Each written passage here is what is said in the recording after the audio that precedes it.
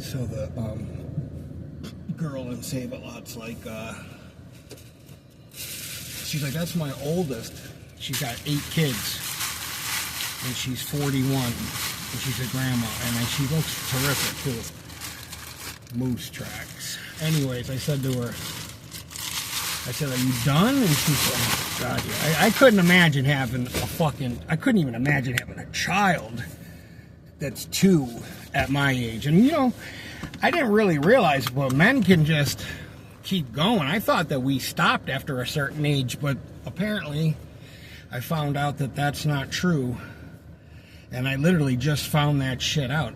You know what I mean? I don't think I can have kids, but that's fine with me. I don't want to find out. I don't want to find out the hard way. But, so I was telling her, I said, I probably got a kid in Mexicali. And she goes, what do you mean you think you got a kid? I said, well, you know, one night stand with this Hispanic girl named Rayna. And, I mean, nothing broke or anything, but we didn't really use any protection. She didn't speak any English, and I didn't speak any Spanish, but it was kind of fun. I told her, I said, yeah, but we both spoke that language.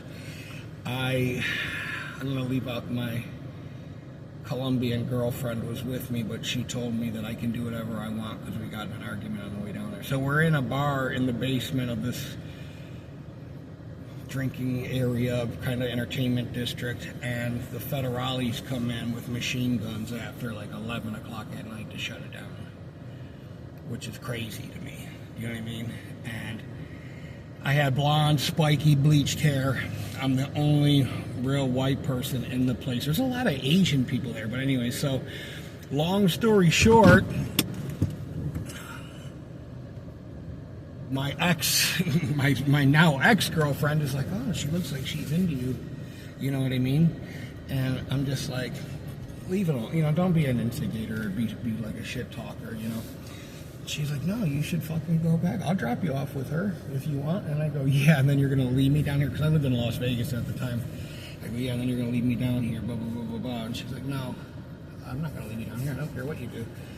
That's Hispanic chicks for you. That or they'll kill you. You know what I mean?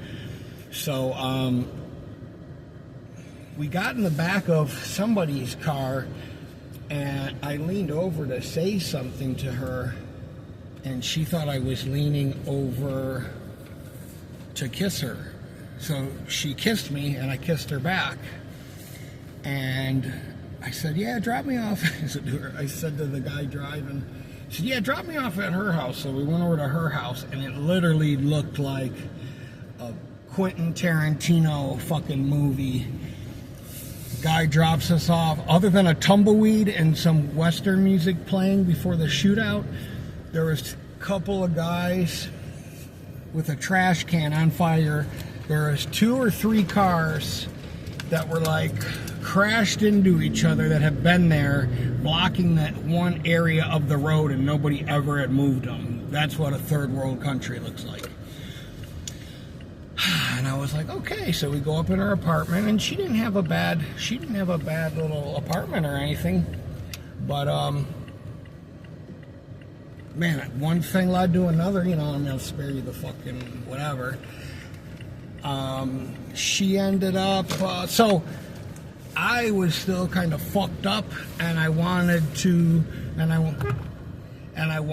go, I don't know where the fuck I wanted to, but I'm not the type of dude that wants to spend the night at people's houses, you know what I mean? Like, I'm always looking for the North Star to get the fuck out of there, do you know what I mean?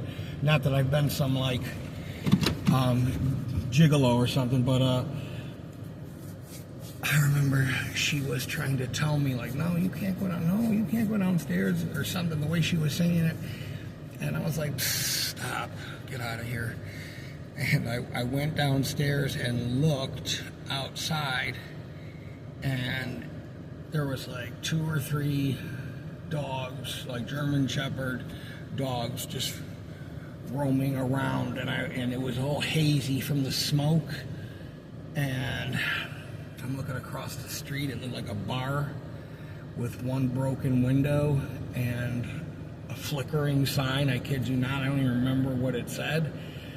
But she turned around and she was like, pulling me back upstairs. And then in the morning, so what happened was the protection broke, and I wasn't really thinking like I need protection. I'm going with my girlfriend to Mexico who's on the pill. I'm not planning on, meeting somebody while I'm with her, but whatever. Shit that happens when you're 21 years old. The condom breaks or something, and I'm like, well, in my head, I'm like going, well, I'm not going to have the story be like I stopped, banging this chick, for lack of a better word. I know this doesn't sound very nice, but, and I remember her saying something like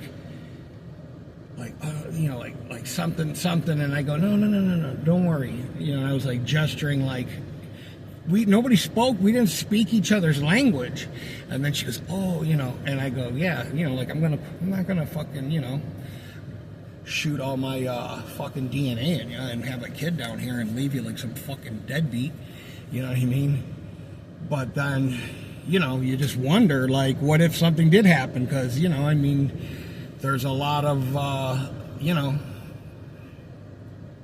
starting lineup is in some of the pre-game warm-up, you know what I mean, so to speak. So, I don't know, just sometimes I just think about, not that I like fucking, sitting here like fucking flicking petals off a flower or something, but, I sometimes wonder, like, I wonder, like, whatever happened to her, you know what I mean? Like, I'm sure she met somebody, and she probably is in America, you know what I mean?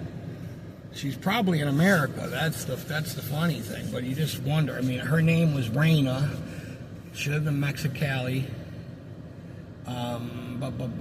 She slept with a white guy. If that is, anybody knows anybody with that kind of story 24 years ago, get at me. We'll talk.